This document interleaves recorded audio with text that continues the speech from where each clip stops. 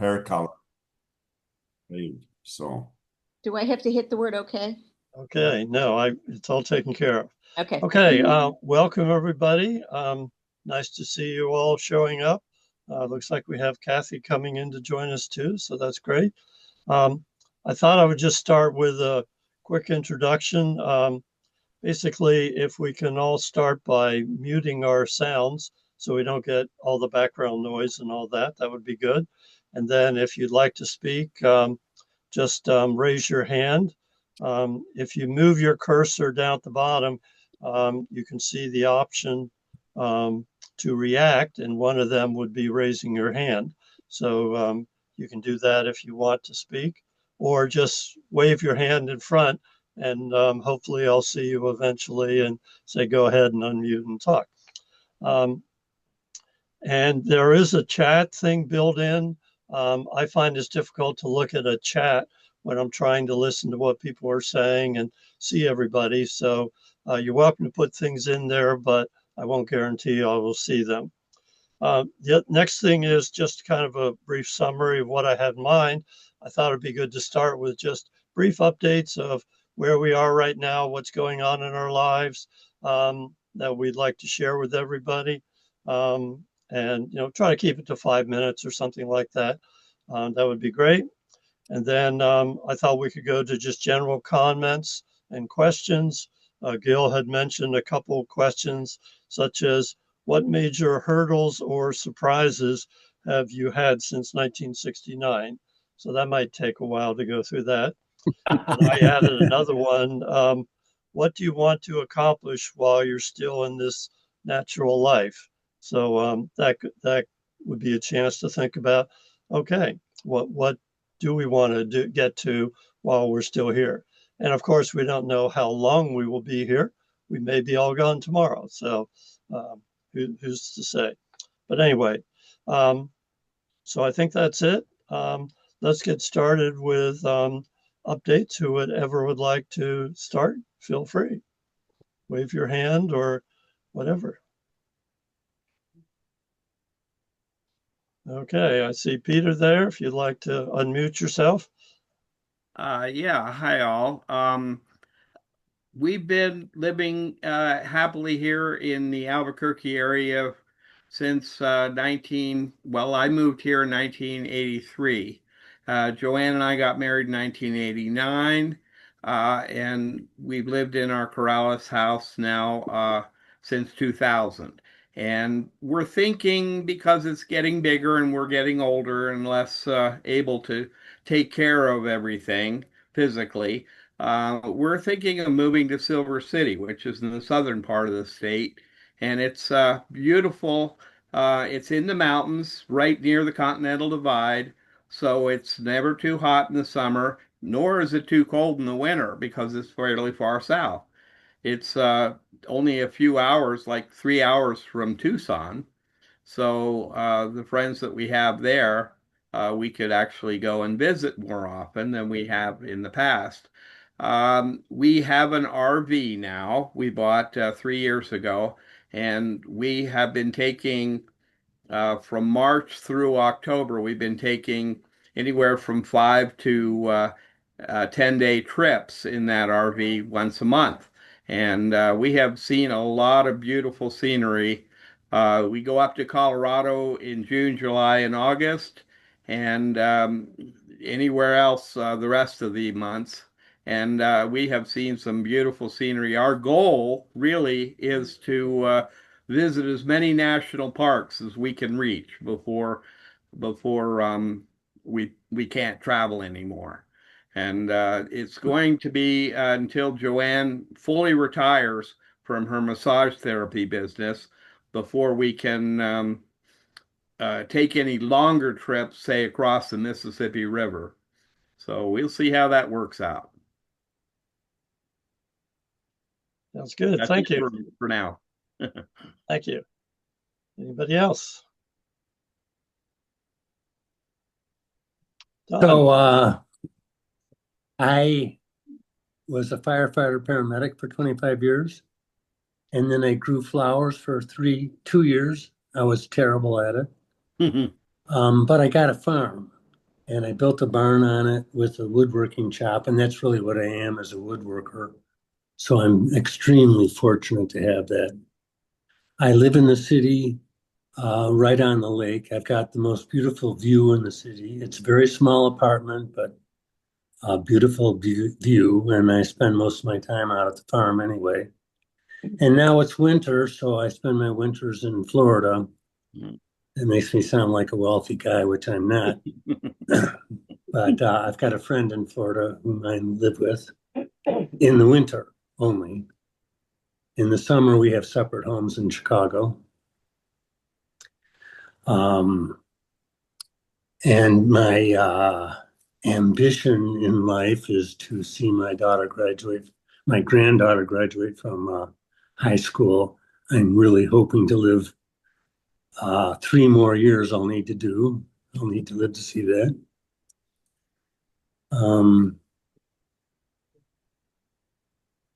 Oh, and I've been a deck builder for 25 years.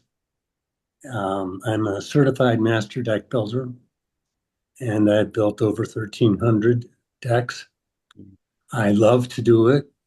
I kind of retired 2 years ago, and by that I mean I no longer employ people, but I still build decks because I'm a workaholic. But only a few decks a year, and I spend a lot of time. I've got a botanic garden at my farm, and so I plant trees and prune them and propagate them. But my true love is woodworking. Don, I didn't catch where you are from. Where you are now? Oh, I'm now in Fort Myers, but my home is in Chicago. Okay, thank you. Anybody else? Well, I'll go next. You want to go first, Polly?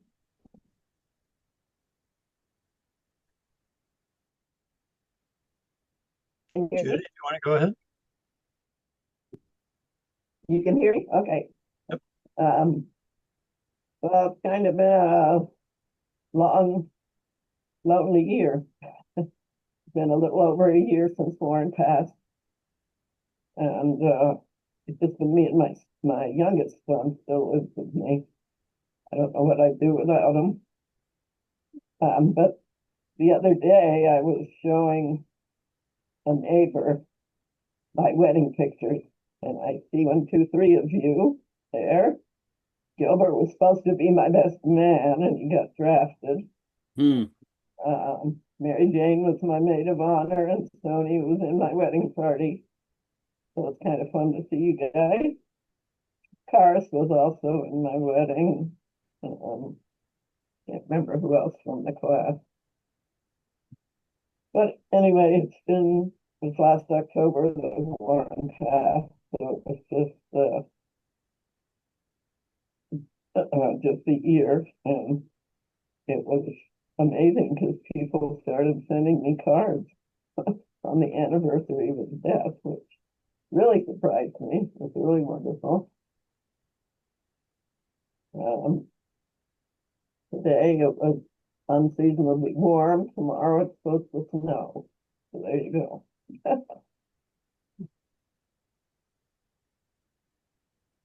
What else do you want to know?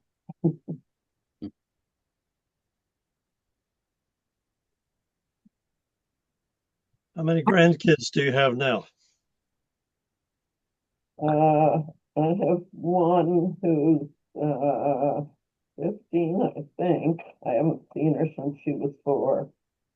The mother took her away. Oh, That's my only one. where do you live, Judy? I live in Kitchener in the That's church what community. I thought. Yeah, I'm really sorry about Warren, Judy. Well, thanks. I'm sure you miss him every day. Every single hour of every day. Yeah, that's hard. That's hard. Sorry, Judy. I don't know what point you get used to being by yourself, but Who is Feed My Lambs? Kathy. Kathy Grant Schrock. Okay. That's a what? Kathy, it's Kathy Schrock. Oh, okay. She used to be Kathy Grant. Now that makes sense. Shall I go, Marvin? Right ahead. Okay. Well, I haven't been back to a single reunion, so I haven't seen any of you in person. I see Karen Cooper Domain and Dee Dee Johns periodically.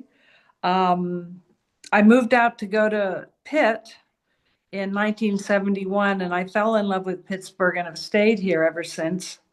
Got married the first time, and we were married for a while, and we adopted two sons who are now 43 and 41. My older son, Carl, lives out in Elmhurst, Illinois, and we get into Chicago sometimes, Don, when I get up that way. So if it's in the summer, I'll look you up. Okay. Yeah, he has two daughters. He and Sarah have two daughters. Carl's a forensic engineer and very successful and very smart. His younger brother John lives in Pittsburgh, just a mile away from my house, and he's married and has a little girl. So we have three granddaughters, three girls. I was on my own for years, from 1988 until 2006, when I met Eric, my husband now.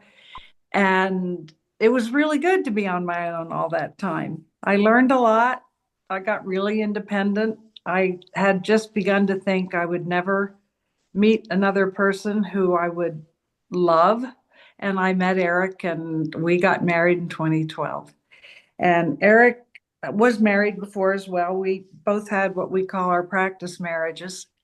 And he had a son who sadly died 4 years ago of alcoholism, which was just a terrible and life-changing experience for both of us.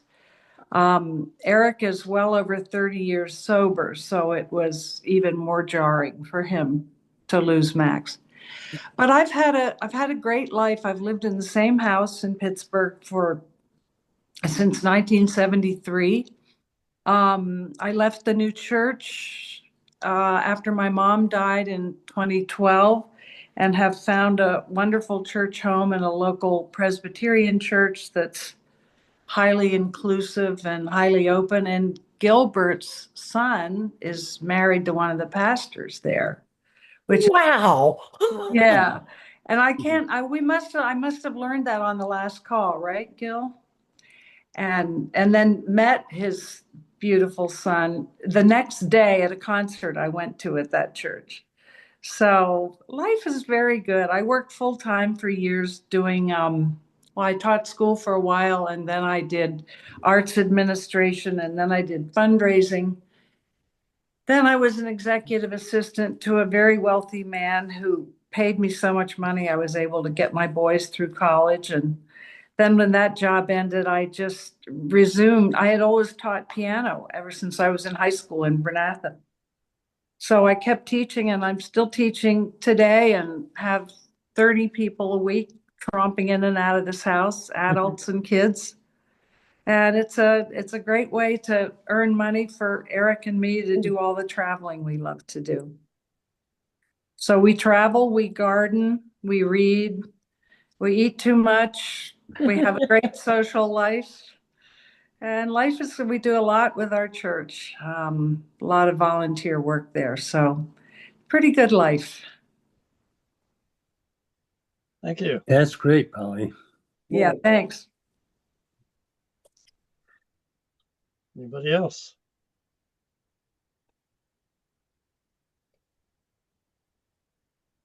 I could give it a try. Mary Jane, I think you're the youngest looking of our group. Watch this, Don. Now I look great. Just move a little further from the camera. It's awesome. I'll tell you a story actually that I laugh about so many times. Is it Berg? And this, he always feels badly about this, but he shouldn't, because it's given me a lot to laugh about. but he got his cataracts fixed half a dozen years ago or so. And a day or two later, shortly thereafter, we're talking, and he's looking at me pretty concerned, and he says, "You know, are you drinking enough water?" I said, "Yeah, yeah." He said, "I think you're dehydrated." Mm. No, no, I'm not. He said, "No, I think you're not." Well, it turned out he was seeing all my wrinkles that he couldn't see before when he had the cataracts. You know, his vision was good enough. Anyway, I just laugh about that all the time. So, um, my life is so good and so full.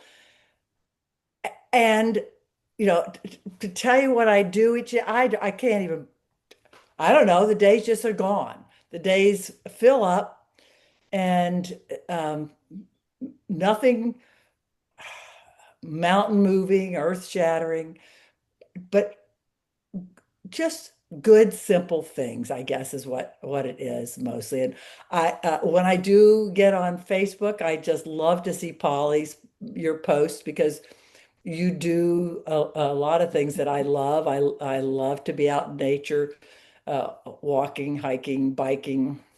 On the occasions I can go kayaking. I love that, but that doesn't happen very often. I I do. I'm one of those people who's fallen in love with pickleball, so I've made wonderful friends there. Bergen and um, I think most of you probably know, we actually spend half of the year in Bernathen, which we hadn't anticipated. We raised our family in Southern California. Um, and when Bergen retired from business, the college asked him to help out with a business degree here. And he did that for 4 years. But while we were here doing that, we realized that we love being here. We've got our four sons.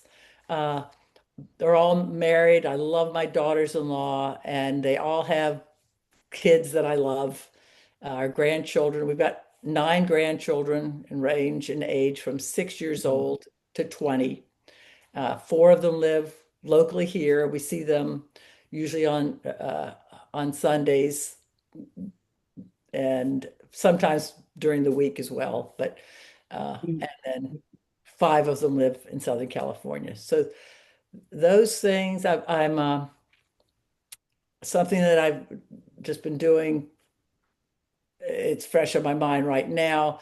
This concern, I think, as many people have concern about the divides in our communities and our country, and I had it really put on my heart to try to uh, do something about that. I'm just have a group of women I've invited in that we uh, just committed for a few times. My hope is so we've met twice. My hope is that each of them might go and start to have these conversations, inviting in with the intentional conversations to understand more than to convince, and not to try to change anybody's opinion, but to have a chance to listen to what people from the other side are hearing and caring about. And so we've got 3 people from the right and 3 people from the left, and one person who calls herself a centrist. And we have had some good conversations, and I think they've been helpful. At least that's what people are saying. So anyway, that's one of the things. This Rise Above program that we've started here with Ray and Star. What's not to love about something that Ray and Star do?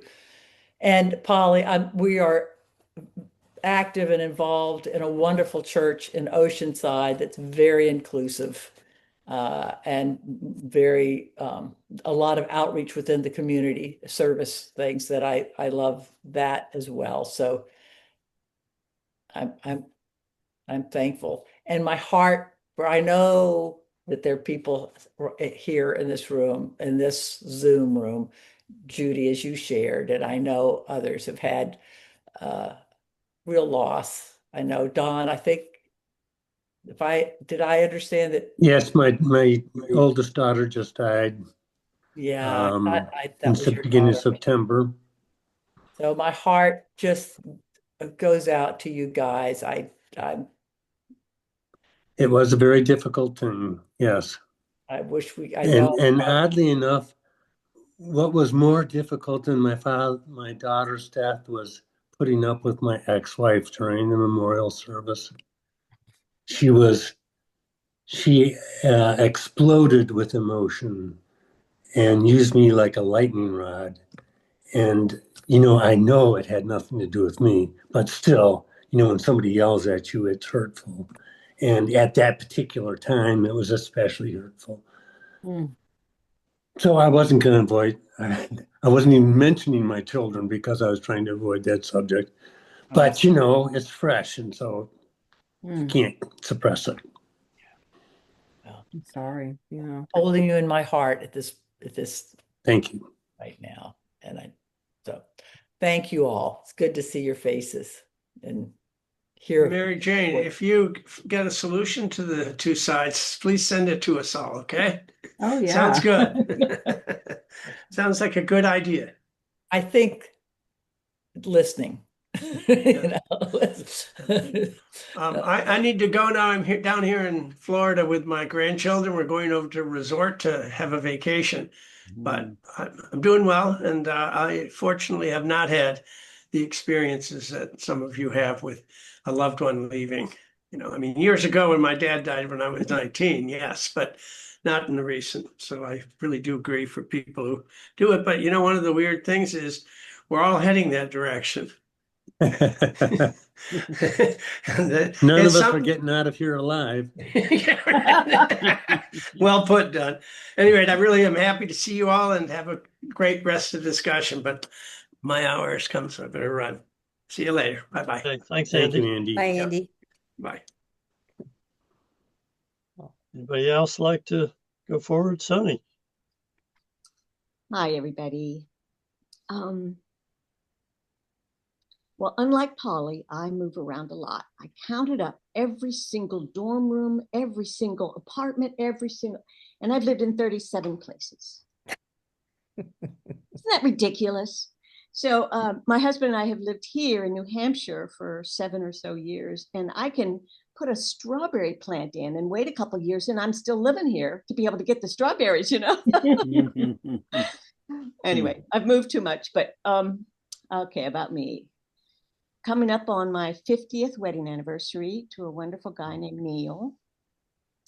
We met when I was getting my PhD at Iowa State University out in the middle of the country, and he was getting his too. So 5 years later, we got married and had a baby and got our PhDs, and we were so poor. We were living on peanut butter. We had, PhDs. Half the people who go for a PhD never make it. And we just were, to the finish line. Could we do this while a baby was coming? It was a little rough, but that was a long time ago. Anyway, so we finished, we got our degrees, and that made a difference in what kind of career we could have, because we both came from not lower middle class kind of families. We didn't have any money at all, and I had to go to state schools to get through school. But anyway, it gave me confidence that maybe I had something I could teach about, because I really love children. And many of you know that I had a mother who was mentally ill, and that raised lots of questions. And so that left me wondering, how does the brain work? Why does the Lord let this happen? And that led me to psychology. So that's what I studied.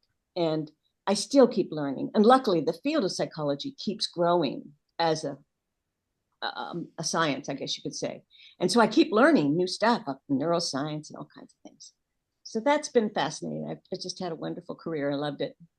And we moved from Iowa, we moved to Corning, New York, because he got a job at Corning Incorporated. You probably all have an iPhone, and the glass, that's Corning. Your cars probably have a catalytic converter. That's Corning. Anyway, they make 64,000 different things, and they gave Neil a wonderful career. And so he retired about 7 or 8 years ago. And I taught at a couple of colleges near Corning. And then Bernathen College asked me if I'd come down there.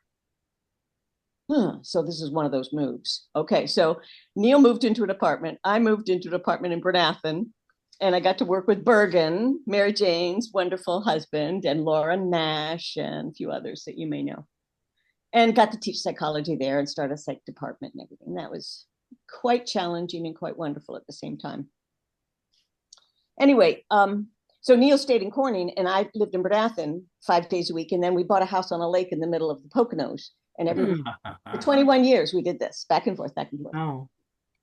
Anyway, it worked out great. It was just fine. We have 2 daughters, no grandchildren. They're both single. They're both very involved in their careers. They fly all over the place and do all kinds of businessy things. And I won't bore you with the details, but we had a difficult time 3 years ago when Heidi got cancer. And that was a surprise. So Gilbert's question, what kind of hurdles and surprises?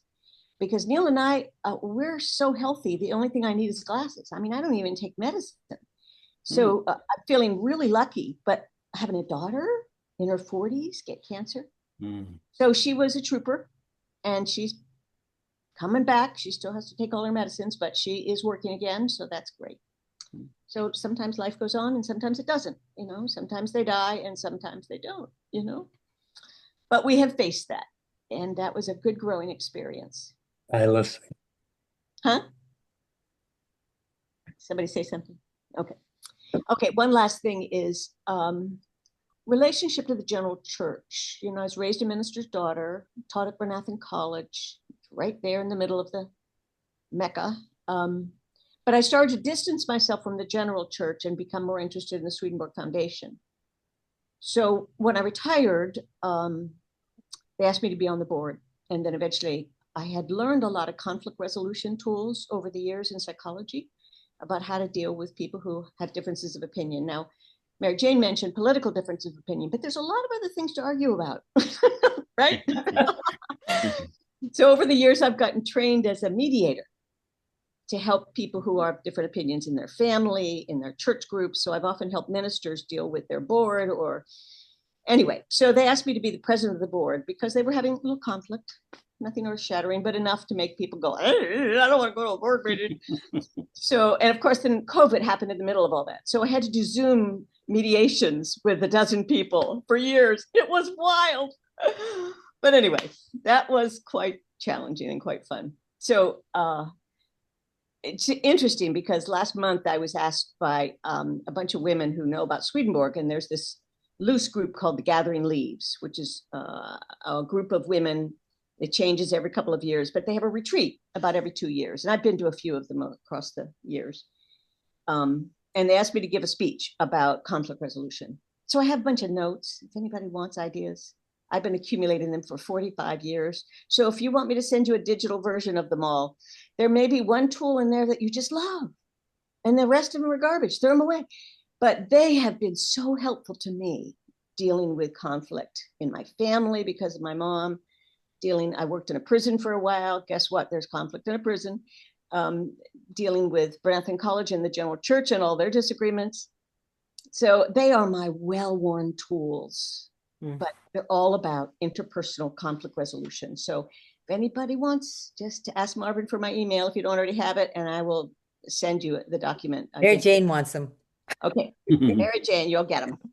Anyway, they have been very helpful, and they're all done with a good heart. Like Mary Jane's really speaking from her heart to try to find goodness, even if people have differences of opinion. It's very much that same idea. They're just different verbal tools to use when you're in different situations. Anyway, so that's something. And then to end, I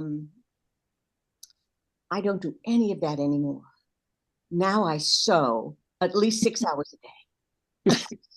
I have 4 nonprofits that need me to sew. So I am in heaven. I've got fabric everywhere and all kinds of, and I found a local church group that helps people empty out their old houses full of fabric, you know, quilters who are now moving off to a nursing home, and they give them all to the church just down the street, and then they give them to me. So I don't even have to buy fabric anymore. It's great. So I can tell you all about that, but I love to sew and I'm having a great time. And I garden. So that's it. Thank you. Anybody else?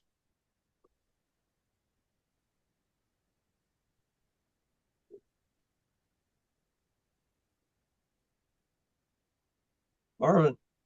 Okay. Can you hear me? Mhm. I can hear you, Gil. Great. Sonia, have you written any other books? 5 books? Really? Great. Well, let me say, well, I don't know where I should start. I went through the Army. I was drafted in 1970 or thereabouts, and I thought it was the worst thing that ever happened to me. It turned out, in the long run, to be a blessing in many ways. Kind of interesting. But I went back to school, to the University of Illinois, and got a degree in horticulture. And that's where I met my wife, Leslie. She and I are a good deal different ages. And when I went back to school at the university, well, first, when I was going initially to university before the Army, I was involved in all of the demonstrations against the war and things like that. And it was really interesting to see the difference 4 years later in colleges in the attitudes of students. They were, when I was going to school initially, everybody was negative and they used foul language and they were demonstrating against the war. And when I went back just a few years later to the University of Illinois, people were kind and gentle and innocent, and they the only thing they cared about was their GPA and partying on the weekend. So anyway, I met Leslie. We got married just after we graduated, and started a business. And a few years later, we started a business in arboriculture. And for 42 years, we ran an arborist business in the Chicago area. So that was very good, and it was a good lesson. I really enjoyed it in every way except my employees. Handling employees is always a big worry for me. So I'm glad that we sold our business about 3 years ago, and 2023 was probably, no, 2023, 2022 was probably the most stressful year of my life, when there was COVID. We were trying to sell our business. A lot of our employees left, and we had to return and do the kind of work that we didn't really like doing. We worked harder than we ever had in 2022, and sold the business in 2023. And in about 2020, our younger son, Dustin, asked us if we would move out to Montana and help him with his kids. His wife is Austrian, and so they don't have any grandparent support here. And they have 2 grandkids. I have 2 grandkids. They're 13 and 14-year-old. And so we said, okay, we felt that was where God was taking us. So we sold everything, sold our business, sold our house, sold our shop, all of our equipment, sold all of the junk that we'd been accumulating for 42 years, and moved up to Montana. And it was very stressful. I think we were PTSD for about a year afterward. Anyway, we're here now, and it seems like Montana is our kind of place. It's a lot fewer people, and everybody owns a dog, and everybody goes out into the woods and hunts and hikes and fishes and boats. So we're in a wonderful place, and we stumbled on a beautiful house with a view of the mountains. So it's really kind of ideal. And it's great to be with our grandkids and our kids, to just bump into them, because one lived in Montana, the other in Pittsburgh, and we didn't get to see them very often. So, so here we are. Thank you. Anybody else? I'll go, Marv. Go right ahead. Can you hear me now? Yes. Yep. Oh, okay. Well, I've spent about 50 years in carpentry and doing everything from concrete forms to, oh, you name it, cabinets, designing houses and designing kitchens and stocking those kitchens with cabinet work. I'm disappointed, in fact, when I see some of the apartments nowadays. I never did that in cabinet making, but they still have these lower cabinet arrangements in kitchens whereby you have to do a lot of digging. Well, I got away from that completely and I went to drawers everywhere. And anyway, that's that. But after leaving Bernathen in '69, I did some work up in Fort Nelson for CN, Canadian National, and they were into telegraph and the telephone systems, and we were installing microwave towers for you know, uh, cross-country communication and what have you. And as you can imagine, along the Alaska Highway on the way to Alaska, there's not much as far as civilization goes. So that's why there's a lot of microwave towers up there. So that was kind of interesting. Then I came back down and to Dawson Creek, and they were offering a carpentry course, so I took that, and there were about 10 or 12 of us in that course. And after 4 years of apprenticeship, I was the only one left, and everyone else went on to other things or whatever. But during that apprenticeship time, I was called back into the vocational school. It's a trade school. There's mechanics in there, welders and pipe fitters, electricians, all sorts of things. Well, mine was carpentry, and he asked me to pinch hit for him while he went on holidays. And I said, "Are you nuts? I'm a second-year apprentice. What do I know?" He says, "Marvin, you know your rafters, stairs, and you know how to lay out things and build them. You're fine. Just don't shoot the breeze with these guys and try and snow them because they'll see right through you." So that was kind of an educational experience all by itself. And I did that a couple of summers in a row, and that was always very gratifying.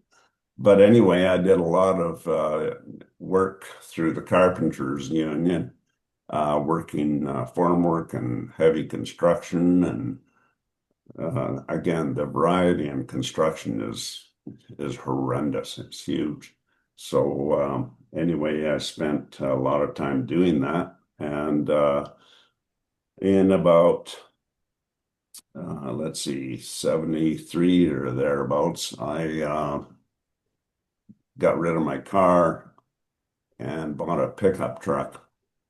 And this gentleman in Dawson Creek that was handling my sale, he says, "Okay, young fella," he says, "is there anything else I can do for you before I close the deal here on your new truck?" And I says, "Yeah, you can introduce me to that cute chick behind the counter."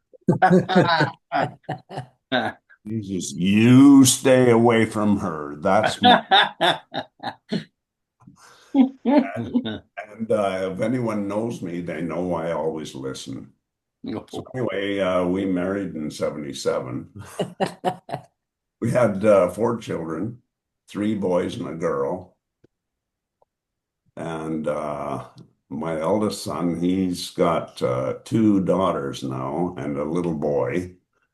And that little boy came along and he changed that dynamic of that family completely. Just flipped it upside down. That he was used to all the girls being outnumbered by his wife and 2 girls.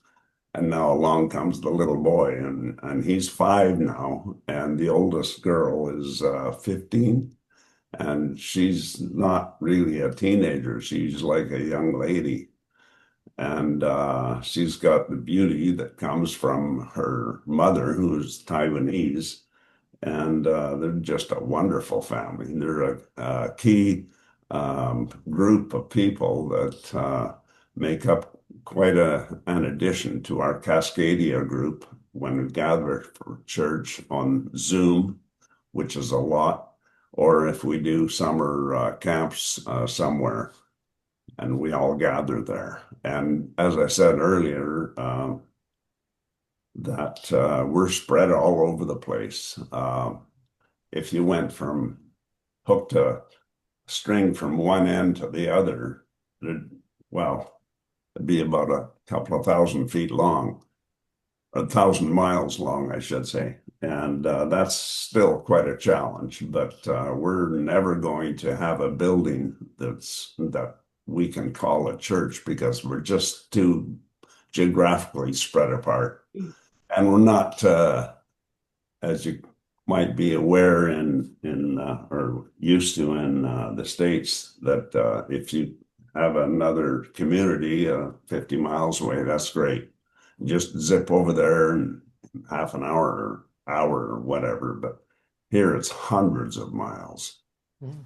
You're crossing the rock pile a couple of times, and that's always iffy whether you have good weather for it. It's just a challenge all the way through. And that's gratifying in a growing sense. We're not given challenges unless we can handle them, sort of thing. And that's the lesson. There's no shortcut there, but I have over the years tried to keep up with my hobbies. One of them is painting, and thanks, Dawn, for teaching me all about acrylics. I just love it when I can do it, but of course, when the kids came along, you park all that stuff and just pay attention to the kids. But I've got some paintings here I might want to show you. I'm thinking of showing you. This is one of my first paintings. Is up Bernathen Cathedral. Wow. I've seen much, much, much better painting than this. This looks like I painted it with a roller in the pan. But it's okay. I gave it to my mom and dad. The date on this is let's see, August of '69. Wow. And that was after I left Bernathen, but I gave it to my mom and dad. And then a few years later, I did some other traveling around when I got out of, high school and everything. I spent some time with the Forest Service and moved all over the province. And then I had a job as a building inspector in Pemberton. That's a few miles out of near Whistler. And I painted a picture of a lake. Actually, it's a backwater of the Green River that flows north from Whistler, and then it turns a corner and heads off to Harrison Lake and so on, and Lillooet Lake. And this is from 1 Mile Lake just out of Pemberton. Beautiful. Oh, And Very this is the Bastion Range, and we're facing east here. And I'm not that great doing foreground and so on, so I put a little backwater in here with cattails and whatnot, and I really like it. And Brad Heinrichs, I showed him this, and he says, "I love that." I guess the Eastern sun coming up made quite an impact with him. But anyway, I gave that to my wife for Christmas one year. oh, And while I was in Pemberton, I also took some pictures of Howe Sound, which is the inlet just out of Vancouver that heads north to a place called Squamish. And there's a large, very large logging community there. And this is my picture of Howe Sound. I did. Can you see that okay? Am I? Beautiful. Yeah. And you might say, well, how come there's no reflection in the water? Well, that's Howe Sound. It's ocean water. It's moving all the time. And this, if you look down here, the highway comes and then it turns and then goes down to the coastal highway, which takes you into Vancouver. And the Britannia mines is over here. And that darker hill there, that's called Anvil Island. They used to manufacture bricks there. But over in the extreme right, you have the Sunshine Coast and Gibson's, where I spent 3 years as a building inspector. And this is all on, it's not on canvas, it's plywood. And I don't like the soft effect of canvas. It's too absorbent for the impact of your brush. So I chose Creezone plywood, which is 1/2-inch plywood, and it's faced with paper so you can paint it. So this is another painting I did of the East Pine Pass between Dawson Creek and a community called Chetwynd. And that's another logging community. But this bridge that you see here, that's actually 2 bridges, because the lookout overlooking that has a railway bridge and the highway bridge that are coincident on the view. So I did this for my mother. And the yellow that you see here is a field of canola, which has a yellow look to it. Yeah. And this landmark here is called Table Mountain. And well, she didn't like this painting, but I felt like, because she didn't like it, I felt like taking it out to the top and firing up the saw and shove it through. But I kept it anyway. And I also, when I was in Prince George as a building inspector, I joined the Railway Museum. And they were a bunch of guys that loved everything rail. And we had a lot of rolling stock on the rail in the yard where they gathered all their artifacts and so on. They had a caboose that was over 100 years old. So this, but they also had some federal grant money that they had to spend, otherwise they were going to lose it. And at the meeting I attended, I looked around and there's not well, they wanted to build this building and there's not anyone there that knows how to do any of that. There's not an architect or engineer or carpenter or nothing in the works. So I thought, well, I've got to sketch out something quick and get it to the meeting tonight, because they're going to end up with a box that says nothing. So I did this sketch. It's a pen and ink drawing. And I did it in about 5 hours in perspective. And I wanted to tell them, and I did tell them that, look, your building has to say railway without having a sign. You have to have the architecture that carried out throughout Canada and other states in the States too, that Well, they basically had the witch's hat roof, like a double slope on it, and various other things like that. So this is what I came up with. And that's a pen and ink that took me 5 hours. Wow. Impressive. Well, Oh, Marv. anyway, they said, oh dear, oh dear. I nominate Marvin for project manager. Oh, great. Now I got a whole bunch of work ahead of me. Marvin, it's so That's nice that you do something that we know what it is, we can see it. Well, Like my daughter has a job.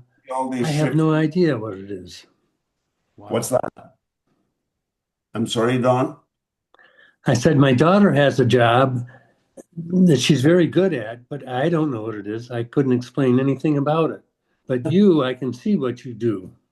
Well, see all these ship's knee braces? There are 26 of them. And they weigh, by the time I fabricated all of them, they weighed about 80 pounds a piece. And I built every one of those and I put them in myself. Nobody else was around. And they're a lot of work. But I did it.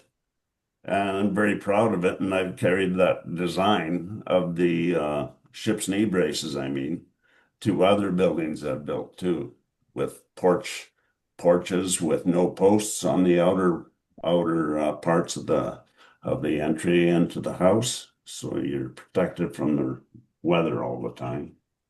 This is that same building, and that's what it looks like today. They modified the roof structure a little bit, making it a little bit easier to build. But now they're dormers. Can you make this out? I'm just holding it in front of the camera. Yeah. That's okay? You got it? Okay. Anyway, Thank you, Marvin. that's about it. And I also Thank you, carved. Marvin. Is that kind of the end of your update at this point? No, I just wanted to show you some carving I do. That's bark carving. Nice. Bark of what? It's called a wood spirit, and all it is cottonwood poplar bark. And it's thick. And the best way to carve this stuff is if you get it from trees, cottonwood poplar trees that come from a very cold environment. So you have the temperature spread that causes the bark to become very thick. And the back part of this is very soft. And it carves beautifully well. So that's my first carving I ever did. So anyway, we're living in Vancouver now. And the reason we moved here, even though the rent is extremely expensive, people ask me, why did you move there? And I said, well, 3 words, kids and grandchildren. So I'm outgunned right now. So anyway, we're living here, and my eldest, or our eldest son, Mark, is about 2.5 blocks away, and he's got 2 girls and 1 boy. And our daughter, she's living up the Sunshine Coast, and she's got 1 boy. So we got 4 grandchildren, and they're all wonderful. And every time I'm around them, or we're around them, when we all get together, it's like heaven on earth. To me, anyway. And I love it. Just can't get enough of it. I can't do my carpentry anymore because we live in an apartment on the 6th floor, and it's hard to get to be able to do any carpentry because everyone's complaining about the noise. I don't understand that, but anyway, we're part of the Cascadia group, and we get together as often as we can. And other than that, I joined the Welsh Men's Choir, and I just started, so I don't know how long it'll take to train this guy with not necessarily a soprano voice, not even a tenor first. But anyway, I'm a bass, definitely a bass. But anyway, that's what I do, and I try and stay on top of the religion thing too. But that's pretty hard to do sometimes because I got nobody else to bounce things from other than Marvin, do you live in the city of Vancouver? City of Vancouver. Yeah, we're I was about. just there Oh in yeah. August. Oh dear. Yeah, that's right. You were looking at Yeah, I was in Vancouver and Victoria. what's it, Victoria, You on won't a find a botanic garden tour. Yeah, you went through Butchart Gardens, probably. Yes, right. You won't find a better garden. That Yeah, place is absolutely. phenomenal. We You went know, there. what makes it special is that it's a for-profit garden. So everything is perfect and it's condensed. You know, the Chicago Botanic Gardens go on for miles. It takes you days to see it. Yeah, But in Victoria, that garden is just squished into a few acres. You can see it, you know, even if you're an old person. yeah. I really enjoyed the trip. Anyway, Okay, thank you, Marvin. Appreciate it. Anybody else want to add updates?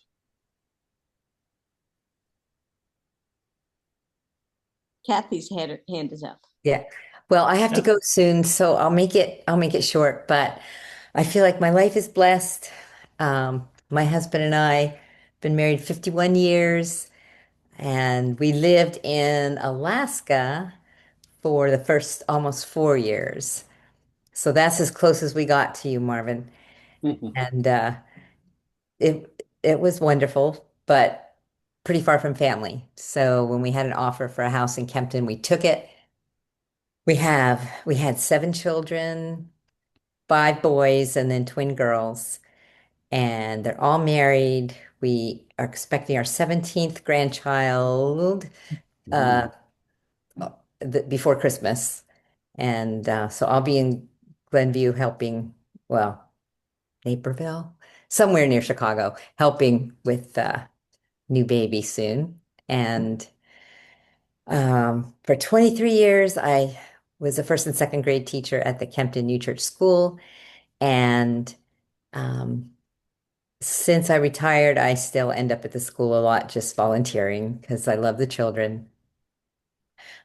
Uh, I guess children are the delight of my life, besides my husband, and seeing the Lord in people everywhere. It's just wonderful. So, um, yep, we have a little wood stove going, and my husband does wood carving, Marvin.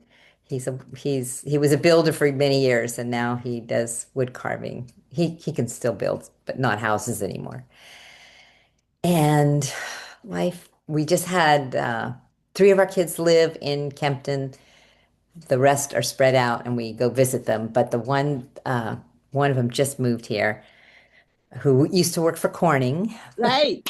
And Neil met with him in the beginning, which was I nice. remember that. Yeah, they've been in Wilmington for a long time, and he loved Corning and did real well, but they wanted to move closer to family. So he's just starting a new job uh, and enjoying it. And it's delightful having 3 more grandchildren in town. So we have 1, 4, 5, 6, 7, 8, 9 in town, grandchildren. So I'm also a busy grandma. Yeah. Mm. And we love the church here. We feel blessed. Um, yeah, life's good. So it's been wonderful hearing from you. I'm sorry it took me a while to get on. My computer was needing a new version of not Facebook. What's this called? Zoom. Zoom. Thank you. Zoom. And it's a long story. I figured it out, but it took a little while. So anyway, it's good to Glad see you your came. faces. I recognize you all, and thank you. Mm. So, Kathy, you know my cousins Gideon and his wife Loretta. Oh and yeah, they're Nancy just down the road. Robertson. Yep, She's my yep. cousin as well. Yeah, they're longtime Kempton residents. They sure are. They sure Yeah, are. Yeah. that's great. So, So Kathy, if you missed the beginning of it, it is recorded and you can check it out later if you want to catch oh, up with the beginning. thank you so much. I appreciate that. And it's really good seeing you all. I too have a Corning connection. It turns out my great grandfather, who was named Macbeth, started what was called Macbeth Glass. And he was bought out by Corning many, many, many years ago. I visited the museum there once where they still blow glass in the We old. did too. We did too. Yeah, pretty special. It Pretty was. special company. Yeah. Yeah. Wow. Interesting. Well, we haven't heard from John Kern. That's right. Corey, right? Bye, Kathy. Bye. Bye, So Kathy. good seeing you. Happy Thanksgiving, Kathy. Yeah. Thank you. All of you too. Go, John. I'm finally going to retire the Yay. end of the year or beginning. Yay. Yeah. It's I had after law school, 7 years on active duty in the Army, and then 41 years with the Federal Railroad Administration, doing government procurement and appropriations, legislation, fiscal law, lots of interesting topics. And life is good, except my wife, Mary Ellen, has recently had some health challenges with a diabetes diagnosis and a liver surgery a couple of months ago. But I'm optimistic that with adjusting medications, we'll keep everything under control with that.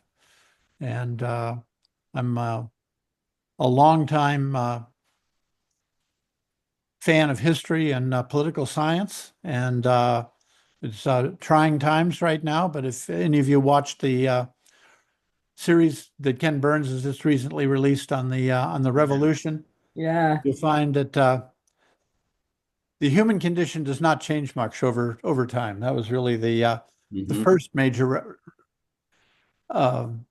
Civil War. We think of the Civil War as in the 1860s, but the revolution was very much a Civil War as well. And I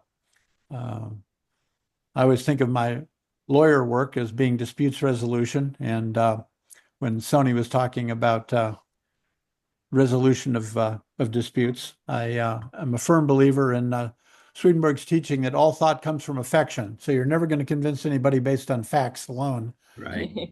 You have to appeal to their loves, and you have to find common ground. And a lot of times I have found that that actually works. You don't talk about what you disagree about. You talk about what you agree about. And the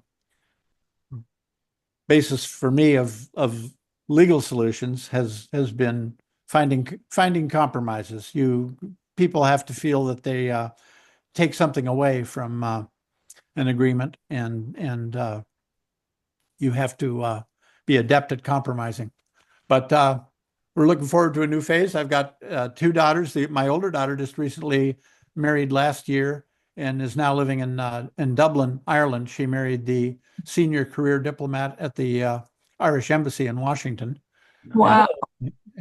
Which was a very interesting experience. And she had graduated years ago from the London School of Economics. And so she has friends all over the world and has traveled very widely. And since Mary Ellen has been recently sick, have been temporarily staying with my younger daughter. And my younger daughter and son-in-law have two granddaughters who are 6 and 8.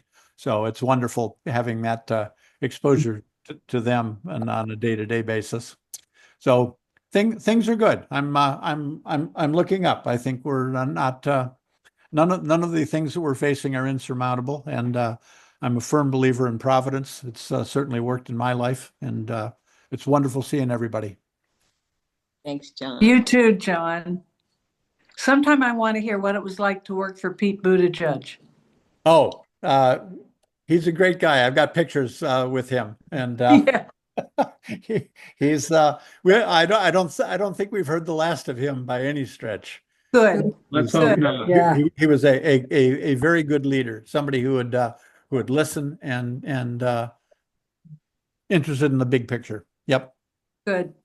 Thank you. Yes. Sony. Yeah, I just want to say one thing, and then I need to leave. I have to go pick up my daughter at the airport. Anyway, last year, my daughter and I did a trip to Scotland. And so with the help of a lot of other Rose family members, I have this huge Rose family you may know about.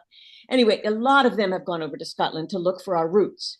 And so I've had the benefit of all these other people doing research. And my favorite thing was, okay, picture you're in Scotland and everybody has their little castles. And people steal each other's sheep, and they steal each other's daughters, and they have these battles, the Macintoshes and the Roses. Well, there was one Hugh Rose that was in charge. I don't know which century, probably 1700s. And, they didn't write a lot of things down, but they did write down that Hugh Rose at that time got 3 different clan leaders in their little castles to come together and do a conflict resolution. I won't steal your sheep. I won't steal your daughter. Let's make a deal. He was a peacemaker, so now I know where I got it. Cool. So in Inverness, not too far from where the Loch Ness Monster may or may not live, Yep. is a document of the Roses making a deal with the neighbor clan. There you go. If they can do it, we can do it, right? Well, I have to run. Love you all. Love Sony, you. before you go, Wait. Sony, before you go, Oh, we are the proud owners of 6 of Frank Rose's paintings. oh, of course, the On Southwest. oil and the rest I have one right over there. Oh, that's so great. I'm glad you're a fan. He Oh, big encouraged me to fan. paint too. Love Yeah. you. Bye-bye. Bye-bye. I told Berg's been waiting for me. I told him I'd be with him by 4, and you may have seen him come in here looking for me. Sorry, you guys. I'm sorry not to hear you all, but great to see you all. You too, as Mary well. Jane. Thanks for joining us. Catch Yeah. the recording Mary. later, Mary Jane. Thank you. Bye-bye. Bye. Bye. We're gonna have to go too, yeah. Mhm. Okay. Anybody else want to add anything? Louise, I know you've just come in. Well, I Yeah, just want sorry, I to was late. Sorry? say hello from another classmate who's married to my brother, Dean Human. He couldn't be here, but they've been married and living in Lake Wallentopac for 50-something years. He says hello. That's Grant, right? That's Grant, right? She was in our class junior year. She did not graduate with us. Didn't come back senior year. And Are we they still love, operating? I'm sorry, it's still operating, the settlers in there, or they retired? Oh, yeah. No, they retired, but their son owns it now. Great, yeah. Fabulous restaurant. so No there kidding. was someone on with Glenn and Dory. Who is that, Marvin? That was Dory Leitner. Oh, Last name is Litchfield now. And I don't see her anymore, so I guess she dropped off again. darn. She didn't Yeah, have I a chance to didn't know say who anything. that was. Oh, well, next I'm time. not sure that she wanted to, but she was here briefly. Right. Okay. Yeah, I We're remember just her. She doing was in the dorm. updates. Louise, did you have anything you wanted to share with the group about what you're doing? Oh, well, let's see. I had an interesting from August, I think it was 21st until literally Halloween. I had a lot of travel, which the 73-year-old body doesn't take to as easily, even though I loved it. So I had a young cousin get married in Minnesota, and I'd never really traveled in Minnesota before, so that was nice. And the place where she's living is about 3 hours south of the Canadian border. It's absolutely gorgeous territory. Then I get back, and 3 days later I go to Scotland for a week, which was absolutely fabulous. And Sony was absolutely right. Those clan leaders, they were fighting like cats and dogs. It was really horrible how they what they did to each other. Came back from that. Uh, had a niece's wedding in Indianapolis, and two grandsons got married. It's a lot of traveling, a lot of good stuff. Great, visiting with people, but I was like, finally, now I don't have to go anywhere for a while. Feels good. So other than that, life is good. I'm enjoying myself. Things are going well. Have my health, so I'm blessed that way. And it's nice to see all of you. Can I ask who the person is directly underneath me in the yellow t-shirt? I don't recognize you. Don Allen. Who? Don Allen. Don Allen. Allen Oh, okay. All right. from Thank Glenview. you. Yes. We've all changed a little bit. Right. For sure. Okay, it looks like everyone's done an update. I have not done anything, but I'll just kind of give you a quick update on my situation. I did discuss it when we met back in March, and just kind of as a reminder, basically, I went after graduating, I went to Bernathen College for 2 years. Sonia and I were co-presidents of the college club in the college, where we were putting on activities for the students, and had a great time working on that together. I moved out to Penn State and got a degree in recreation and park administration with an emphasis on outdoor education, which got me my first job at the Pennypack Watershed Association, which is now Pennypack Trust. I worked there as their first naturalist for 8.5 years and really enjoyed it, but felt I needed to branch out and do other things, and went into business doing multimedia presentations for a while. Had been doing wedding photography because none of my poor friends could afford regular photographers. So I'd done that for quite a while, and I found that that was paying the bills better than doing what I really like to do, which was nature photography and multimedia presentations. But then after 20 years, I just decided that was enough of that. It was too much work, and I ended up working at a camera store selling cameras, binoculars, and telescopes for about 12 years. And then ended up, when they closed the store, moving on to the library, the Swedenborg Library in Bernathen, at Bernathen College, and have been there for 20 years now. And I'm in charge of the digital collections there. So we're doing all kinds of scanning and putting things online for people to enjoy. And you may have noticed my note in the last email saying that we have all the ANC yearbooks online in the New Church Digital Collections. And so if you can't find your yearbook and want to consult it, you can just go and look it up and find the yearbook or our banner or any of your friends' yearbooks or banners or things like that. So it's been a great job. I never thought I'd end up in a library. That was the last place I thought I'd be, but it just seems like it's a great combination of both my interests and my abilities. And I'm sure I was led there by Providence, and I'm happy to be there. When I hit 70, I went from full time to 20 hours a week. Now I'm down to basically 8 to 12 hours a week. So I decide how much I want to work, and I want to keep the project going. And so it's been a good combination to be able to go in and keep working on it. And I enjoy what I'm doing most of the time. Wendy and I got married back in '84. We had 3 lovely daughters, and we now have 2 young grandchildren under 2.5, and a third one on the way. So that's very exciting to finally be grandparents, and that's been a lot of fun. One grandchild is up in Massachusetts, and that's where Wendy is at the moment. And the other one is actually living with us at the moment. His father is a professional basketball player, and he's been getting contracts in various countries over in Europe, mostly in Taiwan and Iraq and other places like that.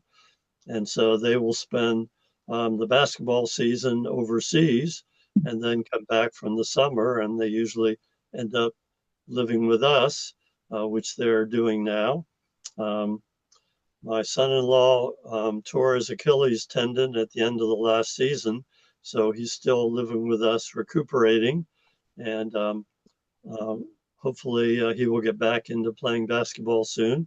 Our little house, a 3-bedroom house, is getting rather crowded, and it's going to be more crowded because Sarah is having a second child in January.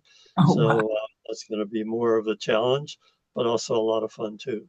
So we've certainly enjoyed that. The other thing I wanted to quickly mention is that for a long time I thought I would never get overseas, and with having my daughter living overseas, we were able to go to both Spain and Luxembourg. And this past summer, we actually went to Sweden, which is a dream I've had, to see where Swedenborg lived and carried on his work over there. And we spent a lot of time in Stockholm, saw where he was born, saw the church where he was baptized, and saw the place where his remains are buried in the Uppsala Cathedral. And just got a great experience seeing where he lived and learning more, which is tied in very well with what I've been doing at the archives and Swedenborg Library. So Wendy and I both went over and had a great time over there. And I've had enough traveling for a while. I'll take a breath. And traveling, I found, is getting to be more and more work, and but something we enjoy doing. So I think that's it for my update. Does anybody else want to add any general thoughts of what's going on with your minds, or questions that you may have had from these various updates? Yeah, I'd just like to add one more thing. I think I mentioned this first meeting that we had back in March. Um, for a number of years, my wife and I did theater, community theater, as a hobby. And we only got paid once for doing a dinner theater show, which was a lot of fun. But we did over a period of a number of years, we did over 30 shows. My wife directed, and she was a great director, I really must say. Anyway, we did retire from doing that about 2015. We did our last show, which was ironically a show that we had seen on our first date. So that was kind of a nice way to complete the circle. But it turns out that my cousin Danny Alden, class of 68, he had a son and a daughter, and his daughter has followed my footsteps into doing theater. She's a wonderful actress, and we're going to see her for Thanksgiving. The best part about it was we didn't realize we went to go see a Christmas show last year, and we didn't really look at the program as we didn't think we knew anybody. I just stuck it in my purse, and all of a sudden she comes on. She had a very small part in the show, and she stole the scene. Yeah. And I pulled out my program to see who it was, and I saw Jessica Alden, and I nudged Peter and I said, "Honey, you've got a relative trotting the boards." And he said, "I do." And I showed it to him, and he goes, "Oh my gosh, that's Danny's daughter." And so we stayed till the end to when they came out, and we greeted her. And his son was also there with his wife, who's from Haiti. And they just moved to Virginia for a job thing that came up. And so Jessica's here in the Albuquerque area by herself. And we invited her for Thanksgiving dinner, so she's coming. So that's really great. I'm just glad to see she's carrying on a family tradition. Oh, sure. Yeah. And she's a fabulous actress. Really. Okay. So, yeah. Good to talk to y'all. Yeah. So And, where is look Dan? forward Is to he the out next in your time. area? I'm sorry. Where is Dan now? Danny's in Farmington, which is about 3 hours northwest. It's in the Four Corners region. and Okay. he owns a nursery, and he's owned that for many, many years. And then he does remodel work on Jack the of all side. trades kind of Yeah, thing. that Yeah. kind of thing, and landscaping and so on. So he's staying very busy. Yeah, we see him once in a while. Sadly, he's getting a little deaf, and he won't wear hearing aids. So it's kind of a challenge to talk to him. All the Okay. joys of getting older. Oh, yeah. Adios, all. Take Okay. care. Thank you. Look forward to the Peter. next you. one. Beautiful holiday. Bye-bye. Hi, Don. Happy Miss you, Thanksgiving, Don. everybody. Happy Yeah. You Thanksgiving. too. You too. Take So, care. so are we wrapping it up at this point? Do people feel like this is a good length Yeah. of time? What's your feeling? Yeah, Yeah. I'm ready to wrap it up. Mhm. Okay, I sounds agree. good. Well, thank I you very hope you'll much set for it up joining. again sometime soon. It's always nice to be included. Do it periodically. Yep, Yeah. absolutely. Yeah. Yeah. I'm Thank you for thinking doing that, this, Marvin. thank you. I think Charter Day is a good reminder that we all graduated and maybe we should get together. So I'm thinking of come next Charter Day, we'll do it again. We did Okay. it in March, we did it now, and then a year from now, unless somebody really is anxious and communicates to me. I will be showing you a link to the recording of this if you'd like to listen to it again or share it with somebody else. And the other final thing is please think about if there are any other classmates who did not join us that maybe could be included in the next time. Maybe they don't check their emails anymore. Maybe their emails are out of date. Um, Maybe people retire and no longer have their work email addresses. So just think about any classmates that you may still have connection with and see if they would like to be added to the list or Okay. update them so we can keep doing this rather than just having people drop off left and right. Well, my cousin Okay, Dirk so Odner might be a good candidate. I'm sorry. Dirk Odner, Oh he yes, lives in Pennsylvania, eastern Pennsylvania somewhere. right. I did see him listed on the email list, and last time in March he did respond. So assuming that's still a current email, he should have known about it. But yes, we need to check up on people. Okay, Okay. thank you very much, everybody, and we'll look forward to the next time. Bye, Thank you. everybody. Bye-bye, everybody. Take care, Take care. everyone. Happy Bye. holidays. Same to you. Mhm. Bye-bye, Louise. Now, where's the? Okay.